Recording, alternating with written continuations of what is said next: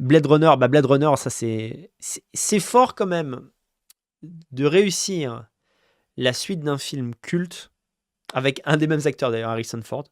C'est-à-dire que le Blade Runner de Ridley Scott est un grand film. C'est pas le film que je préfère de Ridley Scott, voilà, mais il faut reconnaître qu'il a posé les bases du cinéma de science-fiction pour les 30 années qui suivaient. Et là, la version de Denis Villeneuve actuelle, qui est sortie il y a quelques années en 2017, très grand film aussi. Voilà, je pense tout simplement que il y a un appétit pour le cinéma de science-fiction qui est moins grand chez les femmes que chez les hommes. Je pense que c'est qu'une question de goût. Voilà, tout simplement. C'est un univers qui est trop futuriste pour que les femmes s'y sentent. Pour que les femmes y croient. C'est paradoxal, parce que les femmes aiment la fantaisie. Mais quand elle est assumée comme telle, c'est-à-dire c'est-à-dire qu'il y a un côté dystopique en fait de la Blade Runner, et ça les femmes n'aiment pas. Voilà, ça c'est des trucs qui nous branchent, faut reconnaître.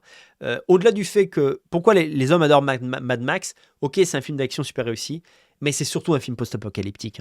C'est-à-dire qu'il y a une part de nous, on aime bien rêver à ce monde qu'on connaîtra jamais où tout est défoncé. Il n'y a plus de banques, il n'y a plus de cinéma, il n'y a plus de civilisation, on est livré à nous-mêmes, on doit redevenir des barbares. Alors, si ça arrivait demain, ça nous ferait tous chier. Mais nos instincts de mecs sont des instincts de mecs et on a envie d'imaginer qu'un jour, ça soit possible. Le survivalisme, c'est pas autre chose que ça. Le survivalisme, il faudrait que j'en parle en vidéo de ça, est quasiment un fantasme quasiment d'ordre sexuel masculin. C'est-à-dire, au fond, ça veut dire quoi ? Enfin, au fond, qu'est-ce qui plaît dans l'idée survivaliste ? La situation va être telle qu'on va redevenir des hommes préhistoriques. Voilà, c'est toujours cette idée, revenir à l'homme originel. Voilà. L'homme qui, s'il veut baiser une nana, la baise, et il ne demande pas son avis, et il n'a pas à craindre la justice, parce que la justice n'existe plus, parce que dans un monde post-apocalyptique, où en fait, si ton voisin, tu ne pouvais pas le blairer depuis 10 ans, cette fois, même chose, il n'y a plus de police, il n'y a plus de justice, tu le butes, voilà, t'aiguises un couteau, tu lui plantes dans la gorge, et tu le regardes pendant qu'il meurt. Et donc, dans Blade Runner... voilà le côté, je crois que c'est un monde très pollué, un monde noir et sombre, etc. Donc les femmes disent oh rien que voir cette image, ça pue le cendrier froid quoi. Plutôt en tant que mec c'est là, ouais, ça pue le cendrier froid. J'aime cette vibe. Voilà donc personnellement, je suis un homme donc je comprends les mécanismes qui font que ces films plaisent. Personnellement, j'aime pas tant que ça. Voilà, j'ai jamais aimé les films post-apocalyptiques parce que moi, j'aime la civilisation et je l'assume. Voilà, et pour moi, c'est un cauchemar. Pour moi, en fait, c'est une défaite de l'humanité. Si on en arrive là, c'est que l'humanité a échoué. Et en fait, même intellectuellement, ça ne m'excite en rien, en réalité. Mais après, en tant que divertissement, je suis preneur. Allez, soyons fous.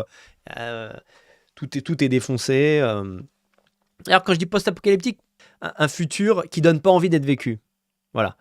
Et pourtant, t'es un mec et t'as envie de voir ce cinéma parce que t'as envie d'aller au bout du cauchemar.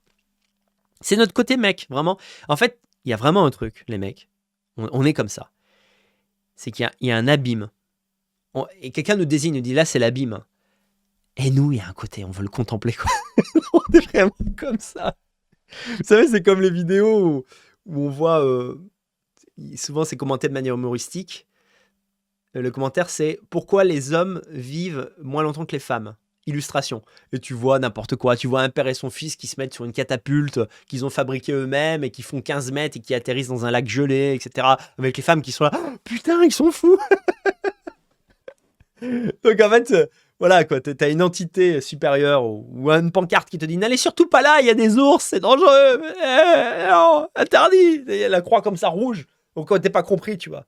Hors piste, total. Et t'as la femme qui est là. Non, attention, les enfants, restez derrière moi. Puis le mec est là. Hein? Où ça? Hors piste? C'est où? C'est là? Chérie, je t'en supplie, ne regarde pas. Non, t'inquiète, je gère. Ah, peut-être que je gère pas. Non, mais on veut crever, c'est ça le problème. C'est pas normal. On n'est pas normaux dans notre tête. Voilà, il faut le dire. Combien de fois dans ma vie, je me suis dit, tiens, faut pas que t'ailles vers cette meuf. Tu vas en chier. Putain, non, c'est pas la bonne. Oh là là, tu vas souffrir. Tu vas, putain, vivez. T'es là. C'est dangereux. Le débat avec Sora, putain, je sens que ça pue la merde. Ça va mal finir, cette histoire. Il me déteste, je le déteste. Je l'ai humilié plein de fois en vidéo. Allez, j'y vais. On est con, c'est ça qu'il faut dire. Voilà pourquoi on aime des films comme Mad Max ou Blade Runner. C'est ça la vérité, voilà.